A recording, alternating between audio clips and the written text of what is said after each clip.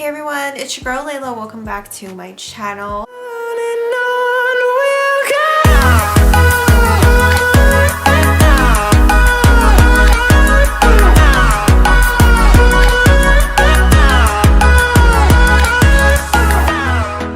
So in today's video, I am going to be continuing with my true crime series.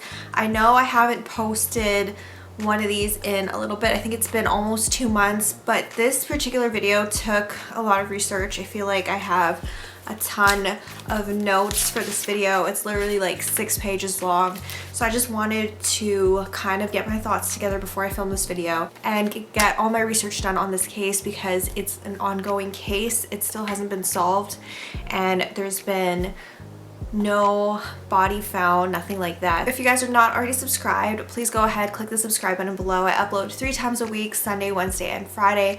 I do have more of these true crime videos coming up on my channel because I do have a whole series based on this. I just want to bring light to the missing and murdered Indigenous women in Canada because there is so many unsolved cases right now. It's crazy and I want it more talked about. So in today's particular video, I'm going to be talking about the disappearance of Caitlin Potts. Caitlin Potts was originally from the Samson Cree First Nation from Maskwacis, Alberta. She had 3 other siblings, Ashley, Cody, and Jeremiah. When Caitlin was younger, she was actually placed in foster care up until the age of 11. Her mom worked tirelessly to regain custody of her and her siblings, and she was very involved in their lives from a young age. So this caused Caitlin to have attachment issues. Caitlin was a mother to a young son that she could not stop raving about.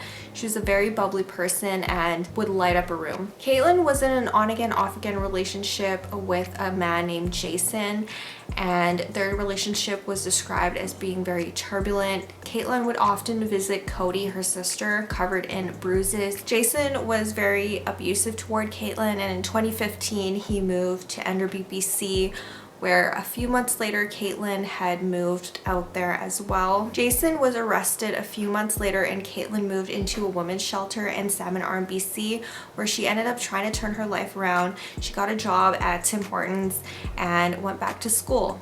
So a few months after that, Caitlin got back together with Jason. However, during that time, Caitlin was living with a roommate that she had met at the women's shelter. A year after Caitlin went missing, Jason was actually charged of assaulting Caitlin with a weapon and breaching his no contact order. This case was from an assault that happened when they lived in Edmonton together. RCMP would not state if Jason was a suspect in Caitlin's disappearance. However, Jason did an interview with Info News and stated that Caitlin was never his girlfriend, that they were never together, and that they never lived together.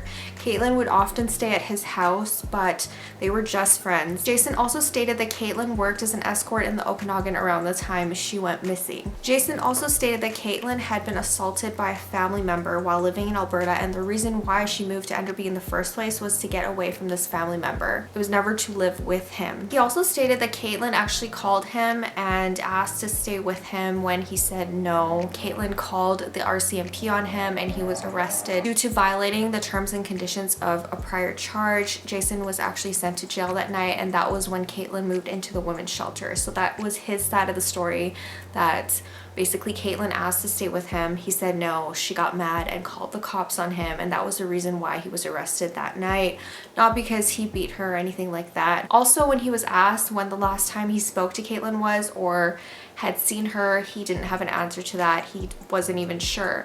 So do I personally think Jason was involved in the disappearance of Caitlin? I actually don't think so. I know they had a really troubled relationship. In this interview, I feel like Jason painted Caitlin in a really bad light, and I feel like that's probably because of his anger towards her, you know, attacking someone with a weapon, etc. He was charged with all of this. He was convicted.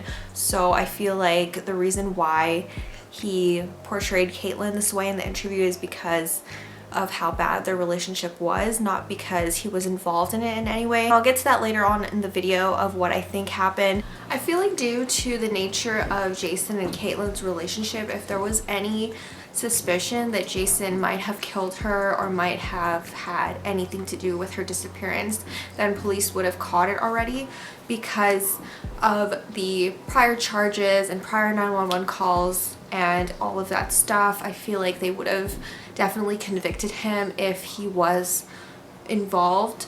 And I mean, unless he's involved in like the 4 other disappearances, and how many is there?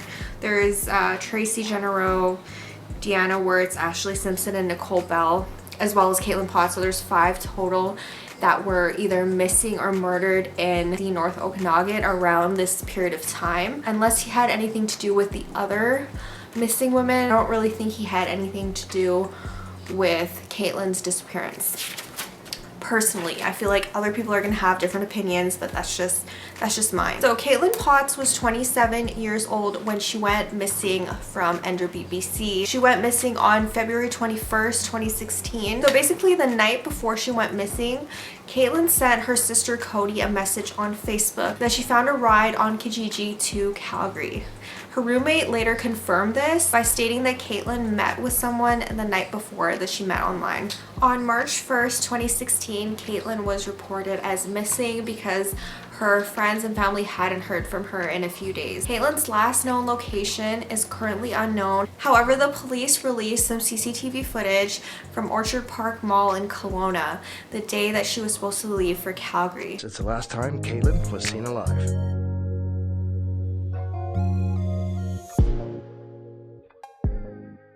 The RCMP do not believe that Caitlin ever made it out of the Okanagan. Since her disappearance, there has been many search parties trying to find Caitlin and the other 4 missing women in the North Okanagan. In 2019, one of these search parties actually came across a mysterious pit near where Caitlin was staying by Maple Lake Road in Enderby.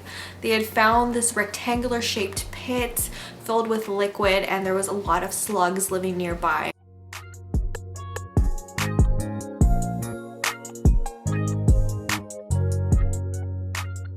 The search party definitely thought that this might be where Caitlin was buried. It might be some kind of burial pit. However, forensics looked into it and stated that there has been no evidence based on like a body that was found in the pit or anything like that. And cops did confirm that this pit was related to prior construction in the area.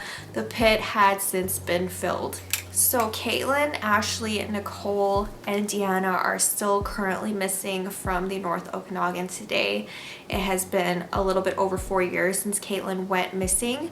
But if you guys have any information, I will leave links below to Crime Stoppers as well as some RCMP information.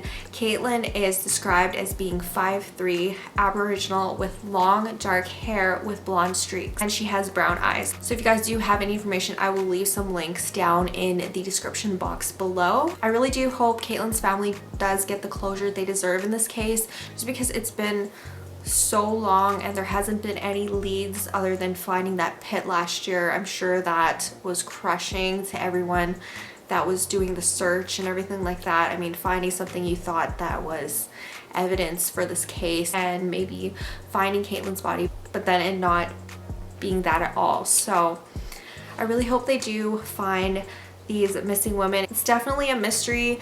I do honestly still feel that if you guys watched my first video, the person that I suspected in that video, I feel like he has something to do with the other 4 women that are missing. I don't know, it's just a feeling. So yeah, if you guys want to check out that video, I will leave that link down below as well. And if you guys want to check out the playlist, I will definitely be adding more into this series really soon. And I do really hope you guys enjoyed this video. I will see you guys soon in my next one. Don't forget to hit the subscribe button if you haven't already. And I will see you guys soon. Bye everyone.